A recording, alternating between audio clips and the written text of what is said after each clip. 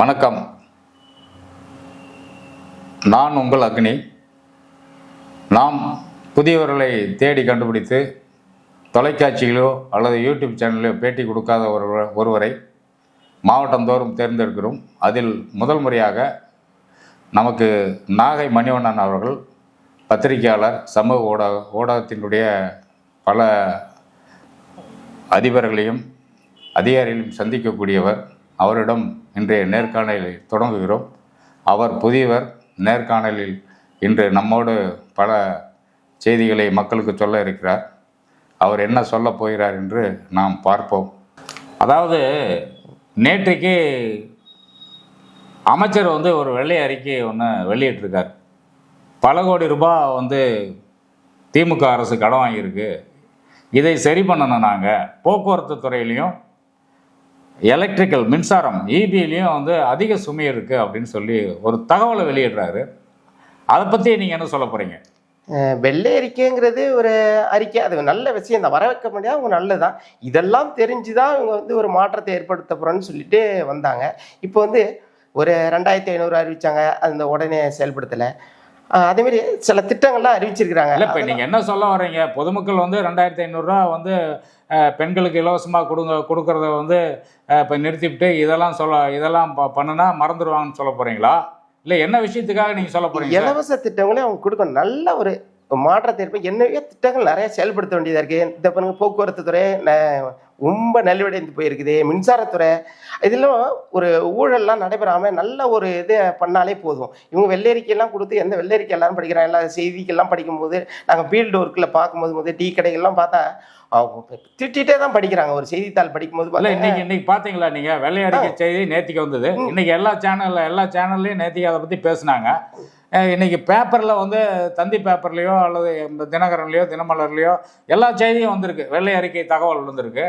நீங்கள் போய் நேரில் டீ கடையில் பார்த்தேன். நான் காலையில் ஒரு 5:30 மணிக்கெல்லாம் டீ சாப்பிட்டேன்.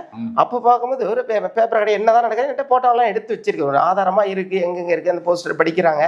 வெள்ளை அறிக்கையா? அவங்களும் சாமானிய மக்கள், அவங்க ஏதாச்சும் தள்ளுவண்டி ரிச்சா இதேமாரி இருக்கிறவங்க தான், அவங்க தான் பேப்பர் வாங்கி படிக்கிறாங்க. பெரிய படித்தவர்கள்லாம் அந்த வாட்ஸ்அப்பு ஃபேஸ்புக் இப்படின்னு போயிட்டாங்க. அந்த வாசிப்பு பழக்கம் குறைஞ்சிச்சு. ஆனா இந்த செய்தித்தாள்கள் எல்லாம் ஒரு இன்னைக்கு அழியாம காத்திருக்கிற சாமானிய மக்கள் தான் வாங்கி படிக்கிறாங்க. ஒரு 5 ரூபா அவங்க ஒரு சம்பளத்துல 100 ரூபாய் இருந்தா என்ன சொல்ல வரீங்க? வெள்ளை அறிக்கை பத்தி மக்கள் என்ன சொல்றாங்க? வெள்ளை அறிக்கை மட்டும் ஒரு கோபத்துல தான் இருக்கிறாங்க. அது படிக்கும் போது வெள்ளை அறிக்கை இதெல்லாம் தெரிஞ்சுதானையா நீ ஆட்சிக்கு வந்திருக்கிறா, மாற்றத்தை கொடுக்குறேன்னு தான் சொல்லி இருந்திருக்காங்க. ஏன் உங்களால முடிஞ்சா செய்யுங்க, உடனே செயல்படுத்தணும். இதெல்லாம் முடிஞ்சு இது எதை செயல்படுத்த முடியும் அதை ஃபர்ஸ்ட் முன்னுரிமைப்படுத்தணும். இப்ப மக்கள் எல்லா ரீல்ஸ் பார்த்தீங்கன்னா ரீல்ஸ் மூலமாவே ஆட்சிக்கு வந்தான்னு சொல்லி ஒரு விமர்சனம் இருக்கு. இப்போ நீங்க ரீல்ஸ் விட வேண்டியதானே? ஒவ்வொருத்துக்கும் பண்ணிட்டு உடனே மக்கள் சின்ன குழந்தை வரை இப்போ ரீல்ஸ் விட ஆரம்பிச்சுட்டாங்க. ரீல்ஸ்ல தான் அரசு வந்ததுன்னு சொல்றீங்க. ரீல்ஸ் அது சமூக ஊடகம் தான். அது எல்லாருமே ஒரு கோரிக்கை வைக்க வேண்டியதான். அது ரீல்ஸ்ன்னு சொல்ற அதை உங்களோட வெளிப்படுத்துறாங்க. அதே மாதிரி உங்களோட நல்ல திட்டங்களை ரீல்ஸா வெளிப்படுத்துங்க. அதுக்கு ரீல்ஸ் பத்தி எல்லாமே அமைச்சர் எல்லாம் ரீல்ஸ் எல்லாம் விடக்கூடாது. சரி, இப்ப விஜயனுடைய ஜோசப் விஜய் ஆட்சி சிறப்பா இருக்கா இல்லையா? விஜய் ஒரு நல்லது செய்யணும் தான் வந்திருக்காரு. அவர் இது வேண்டான்னு சொல்லிட்டாரு. ஆனா அந்த பத்திரிகையாளர்லாம் சந்திக்காம இருக்கிறதும் அது ஏன் இவர் என்ன சொன்னாரு, உடனே நான் டிரான்ஸ்பரன்சி என்ன யாருனாலும் சரி, ஒரு மாவட்ட செயலாளர் இருந்து ஒரு அமைச்சர் கூட போன்ல தொடர்பு கொள்ள முடியலையே, அப்புறம் எங்க நேரடி எல்லாம் மனுவிலே பண்ற ஒரு மனுவை நாங்க பார்த்துட்டு தானே இருக்கிறோம். கேட்கற கேள்வி சிறப்பா இருக்கா இல்லையா? நல்லதான். நீங்க கேட்கிற கேள்விக்கு நான் பாராட்டுறேன். நீங்க மாற்றத்தை கொண்டு வரும், மக்களுக்கு நல்லது செய்ய போட அப்படின்னு சொல்லி. இப்ப பாத்தீங்கன்னா நாட்டுல கற்பழிப்புகள், பாலியல் சார்ந்த செய்தி அடிக்கடி வருது. இதுக்கு முன்னாடி எல்லாம் ஊடகவியலாளர் மறைச்சிட்டாங்களா, இப்ப கொண்டு வர்றாங்களா அப்படிங்கிற மேல இருக்கு. ஊடகவியலாளர் இதுவரையும் செயல்படாம இருந்திருக்காங்களா? பத்திரிகையாளர்கள் பத்திரிகை செய்தியை பாத்தீங்கன்னா நிறைய தகவல் வருது. அப்ப இதனால் வரையும் கடந்த கால ஆட்சியில் ஊடகவியலாளர் ஒரே நிமிஷம், அடுத்த கேள்விக்கு நான் வரேன். இப்ப நாம கேட்கிற கேள்வி சார், நாங்க என்ன கேட்கிறோம்னா உங்களுடைய தகவல் மக்களுக்கு சேரணும். விஜய் ஆட்சி இப்போ ஒரு 10ஆம் தேதி ஆட்சி பொறுப்பேற்றாரு, வந்தார், அமைச்சர்லாம் வந்தாங்க, பண்ணாங்க. 2 நாளாக சட்டமன்ற கூட்டத்தொடருக்கு அமைச்சர் எல்லாத்தையும் உட்கார வச்சு இனி இப்படி தான் பண்ணணும், கண்ணியமாக இருக்கணும், கௌரவமாக இருக்கணும், ஏதாவது தப்பு பண்ணால் அது பண்ணால் இது பண்ணான்னு சொல்லி ஒரு கலையரங்கத்துக்குள்ளே வச்சு பண்ணிகிட்ருக்கிறாரு. இப்போ நீங்கள் சொல்கிறது இந்த 18ஆம் தேதிக்கு பிறகு இந்த சட்டமன்ற கூட்டத்தொடரில் என்ன நடக்கும், விஜய் ஆட்சியை பற்றி என்ன நினைப்பார்கள்? நல்ல திட்டங்களுக்கு மக்களுக்கு சென்ற திட்டங்களுக்கு பண்ணணும். இவங்க வந்து 2 பேரும் கடந்த கால ஆட்சி முறை பேசிக்கிட்டு இவங்க 2 பேரும் இந்த வாக்குவாதம் பண்ணிட்டு சட்டசபையை நிராகரிச்சுட்டு போயிடக்கூடாது. மக்களுக்கான என்ன திட்டங்கள், எவ்வளோ பிரச்சனை, குடிநீர் பிரச்சனை இல்லை, இதெல்லாம் தீர்த்து வைங்க. இதெல்லாம் சட்டசபையில் பேசுங்க. கிராமத்தில் இன்னும் பஸ்ஸு பேருந்து வசதி இல்லாத கிராமங்கள் இருக்குது, இதெல்லாம் வந்து சட்டசபையில் பேசுங்க. எத்தனையோ இடத்துல வந்து இன்னும் தண்ணி வராமல் இருக்குது. ஒவ்வொரு வீட்டுக்கு தண்ணி இல்லாமல் கஷ்டப்படுறாங்க. குடிநீர் அதெல்லாம் கொண்டு வராங்க. இவங்க வந்து அந்த கட்சியை குறை சொல்றது, இந்த அமைச்சர் அங்கே போகிறது, இங்கே இருக்குது இந்த அமைச்சரை எம்எல்ஏ ஜெயித்து விட்டு அந்த கட்சியில் போய் ஜாயின் பண்ணிக்கிறதும். இப்போ பார்த்தீங்கன்னா குப்பைங்கிற ஒரு இதாக இருக்குது. தமிழக வெற்றி கழகம் இந்த ஒரு ஆட்சி அமைச்சு பார்த்தீங்கன்னா இந்த கடந்த கால ஆட்சியில் உள்ள கடந்த அரசு கட்சியில் உள்ளவங்க தான் இந்த எம்எல்ஏ பதவி வாங்கிட்டு இங்கே போய் பதவிக்காண்டி ஓடிடுறாங்க. இப்போ வந்து மக்களை ஏமாத்துறது தானே. சட்டமன்ற உறுப்பினர்லாம் எதுக்கு, இப்ப நீதிமன்றம் எதுக்கு இருக்குன்னே தெரியலையே. நீதிபதிகள் எதுக்கு இருக்காங்க? நீதிமன்றம் கரெக்டா தான் நடந்துட்டு இருக்காங்க. நீதிபதிகள் சரியா தானே செஞ்சுட்டு இருக்காங்க அவங்க வேலையை. நீதிபதிகள் சரியா இப்ப ஆட்சி அவங்க வந்து இது கட்சி தாவல் எதுக்கு பண்றாங்க? ஒரு பணம் ஒரு பதவி எதிர்பார்த்து கோடி. கட்சி தாவல் சட்டம் வந்து இப்ப அந்த 4 பேர் போனாங்க. நேத்திக்கு விஜயபாஸ்கர் ஒருத்தர் அவரும் அமைச்சர் போயிருக்காரு, ராஜினாமா பண்ணிருக்காரு. ஏதோ ஒரு பிரச்சனையை முடிவெடுப்பாரு சபாநாயகர் முடிவெடுத்து ஏதாவது ஒன்று செய்வாரு. ஆனா இவங்கெல்லாம் பதவிக்கு போனாங்களா இல்ல வந்து மக்களுக்கு தொண்டு செய்ய போறாங்களா? இவங்களுக்காக வந்து அவங்கள சுயம் தான். அவங்க வந்து சுய லாபத்துக்காக வேண்டிய அவங்க குடும்ப ஃபேமிலி அவங்களுக்கு என்ன கிடைக்கும், இதுல போனா என்ன பதவி மூலமா என்ன இருக்கலாம், ஊழல் செஞ்சு பார்க்கலாம். ஊழல் செஞ்சு மக்கள் பணத்தை கொள்ளையடிக்கிறாங்க, வரி பணத்தை வீணடிக்கிறாங்க. இது வந்து எந்த சட்டமன்ற உறுப்பினர், சில சட்டமன்ற உறுப்பினர்கள் தான் அவங்களும் பாத்தீங்கன்னா ஊழல் தான் இருக்காங்க. எந்த சட்டமன்றம் நான் எல்லாரையும் பாக்குற ஆள் தான். பார்த்தீங்கன்னா அவங்க பல ஏதாச்சும் ஒரு ஊழல்ல அவங்க பண்ணாங்க மறைமுகமா அவங்க கட்சி தொண்டர் மூலம் அவங்களை வச்சிருக்கிற ஆட்கள் மூலமா பல கோடி பணம் பரண்டிட்டு இருக்கு. பணியிட மாற்றம் எல்லாத்தையும் லஞ்சம் வாங்குறாங்க. இது கண்டிப்பா நடக்காம இருக்காது. அப்படி நடந்துட்டா ஏன் ஊழல் நடமை இந்த லஞ்ச சர்வேயர் எல்லா துறையிலும் தான் லஞ்சம் வாங்கிட்டு இருக்காங்க. ஆர்டிஓ ஆபீஸ்ல நடக்காம இருக்குமா? எல்லா துறையிலும் லஞ்சம். நீங்க வந்து ஒரே ஆபீஸ் சொல்லக்கூடாதுங்க. 32 அதாவது 38 துறை இருக்கு. எல்லாத்துலயும் தானே லஞ்சம். எல்லா துறையும் எங்க பத்திரப்பதிவு துறையில போய் பாருங்களேங்க. எங்க நீங்க சாதாரண 500 ரூபாய் விவோ வாங்கினா போய் லஞ்சம் முடிச்சப்ப போஸ்டர் பெருசா பண்ணீங்க. சார்பதிவாளர் அனைத்து பண கூட புரோக்கர் மூலமா லஞ்சம் வாங்குறாங்க. அதிகாரியில லஞ்சம் கொடுத்து தானே அவங்க வேலையை செய்யறாங்க. ஏன் அந்த பெரிய என்ன ஒரு அதிகாரி வேலைக்கு வேலை வந்து மாற்றமானாலும் சரி, ஒரு பதவி உயர்வுனாலும் சரி, லஞ்சம் தானே கொடுக்குறாங்க. அவங்க சார்பதி அளவெல்லாம் பாத்தீங்கன்னா அவங்களுக்கு சம்பளம் எவ்வளவுங்க? குறைந்தபட்சமே 50,000 மேலதாங்க. எங்க சாதாரண 10,000 10,000 தொகுப்பு இதெல்லாம் ஒர்க் பண்ணிட்டு இருக்காங்க. அவங்க எல்லாம் பாரு அவங்கள வச்சுட்டாங்க இவங்க வேலை நடக்கிறாங்க. சரி சரி சரி சரி அடுத்த கேள்விக்கு வருவோம். சரி மணிவண்ணன் சார், நாகை மணிவண்ணன் அவர்களே, விவசாயிகள் கடன் ஏதோ சொன்னார் விஜய் அவர்கள். விவசாயிகள் போராட்டம் பண்ணிட்டு இருக்கிறாங்க, ஆர்ப்பாட்டம் பண்ணிட்டு இருக்காங்க. அதை பத்தி நீங்க என்ன சொல்ல வர்றீங்க? மக்கள் விவசாயிகள் வந்துங்க காந்தி ஒன்று சொல்லியிருக்காரு. ஒரு கிராமப்புறங்களில் அதன் டெல்டா விவசாயிகள் வந்து எந்த ஒரு இது இல்லாமல் அவங்க உரம் இது பார்த்தீங்கன்னா அவங்களுடைய வந்து ஒரு வேஸ்டியை கட்டிடுவாங்க, ஒரு முண்டாசு வச்சிருப்பாங்க. காலைல 5 மணிக்கு கொஞ்சம் சாப்பாடு சாப்பிட்றாங்களோ இல்லையோ, அந்த இப்போ உள்ள இயந்திரங்கள்லாம் வந்துருச்சு. இருந்தாலும் அந்த 1 மணி நேரத்துக்கு அந்த டிராக்டர் உழவு இதேமாரி பார்த்தீங்கன்னா அந்த அவங்க வயல்வெளியில் அவ்வளோ கடுமையான வெயில் இருக்கும். அதில் மயக்கம் அடிச்சு விழுந்து உடம்பு சரியில்லாமல் போயிருக்காங்க, எத்தனை பேரும் இருக்காங்க. அதேமாரிக்கு ஒரு வாக்குறுதியை கொடுத்துருக்காங்க, விவசாய கடன் தள்ளுபடி செய்யப்படும். நீங்க வந்தோன்னே ஒரு சர்வ ஒரு பெரும் நிலக்கடக்காரெல்லாம் இருக்காங்க, அவங்க பண்ணி அவங்களுக்கு நீங்க வந்து பண்ணி விட்டா. சாதாரண சிறு குறு விவசாயிகளுக்கு அவங்க ஒரு 5 ஏக்கர் வச்சிருக்காங்க சில பேர். அந்த மாதிரி பாத்தீங்கன்னா அந்த விவசாயிகளுக்கெல்லாம் அந்த பயிர் கடன் தள்ளுபடி செய்யாம ரொம்ப வருத்தத்துல ஒரு ஏக்கரா வச்சிருக்கிறவங்களா இருக்காங்களா. இது வந்து மறுசீராய்வு செய்யணும். ஏன்னா இப்ப ஒரு அறிப்பு தான் விட்டுருக்காங்க, எதுவுமே சரி இது கொஞ்சம் இன்னும் கொஞ்சம் திருத்த முடியுமா? எதை திருத்த முடியுமா? விவசாயிகளுக்கு அதிகமா கொடுக்கறது, இல்லாதவங்களுக்கு ஒண்ணு இல்லாம ஆக்குறது தான் திருத்தமா? அப்படி கிடையாது. நான் சொல்றேன் விவசாயிகள் போராடுறாங்க, போராட்டம் அதிகமா இருக்கு. போராடுறாங்க, இது விவசாய கடன் தள்ளுபடி செய்யணும் அப்படின்னு சொல்லிட்டு தான் போராடுறாங்க. பண்ணிட்டாரு எங்க தாவேக அரசு ஏமாத்திட்டு கொடுத்துட்டாரு. விஜய்னு சொல்லக்கூடாது. நான் வந்து எப்பொழுதுமே அவர் என்ன பதவி அபிடவிட்ல என்ன கொடுத்திருக்காரு? முதலமைச்சர் இதான் சொல்லணும். அது வந்து சுருக்க கூடாது யாருமே பேரை. சொல்லக்கூடாதுங்க. அன்புக்கும் முதல்வர் தான் இன்னைக்கு. சரி, பேரை வந்து யாருங்க அதுக்கு எதுக்கு பேர் வச்சிருக்கிறாங்க? ஜோசப் விஜய் தான் பதிவுல வரணும். இந்த பத்திரிகையாளர் திருந்த மாட்டேங்கிறாங்க. அதுதான் சொல்றாரு. அது வந்து ஆள் மாறாட்டல் வருங்க. ஆள் மாறாட்டம் வரும். நாளைக்கே நானே ஒரு கோர்ட்ல யாராச்சும் ஒருத்தர் போறாங்கன்னா விஜய்னு வருதே அப்படின்னு சொல்லி ஜோசப் ஹுசைன் தான் வரணும். அவர் ஜோசப் ஹுசைன் தான் சொல்றாரு. அது சொல்லணும். சரிங்க, அது விவசாய கடனை பத்தி பேசுனா நீங்க வேற எதுக்கோ கொண்டு போறீங்க. இல்லைங்க, நான் சொல்றது எதுக்குன்னா எல்லாம் மக்கள் ஒரு மாற்றம் வேணும். நான் கேட்கறதுக்கு விவசாயிகள் கடனை என்ன விவசாயிகள் போராடுறாங்கன்னு கேட்டா நீங்க முதலமைச்சரை வந்து ஜோசப் அதுக்கெல்லாம் பேர்லயே போராட்டம் இருக்குங்கய்யா. அப்படி விவசாயினாலே பேர்லயே போராட்டம் வருது. விவசாயிகள் யாரும் சொல்ல மாட்டேங்கிறாங்க. ரொம்ப கஷ்டமா இருக்கு. உழவர்கள் தானே.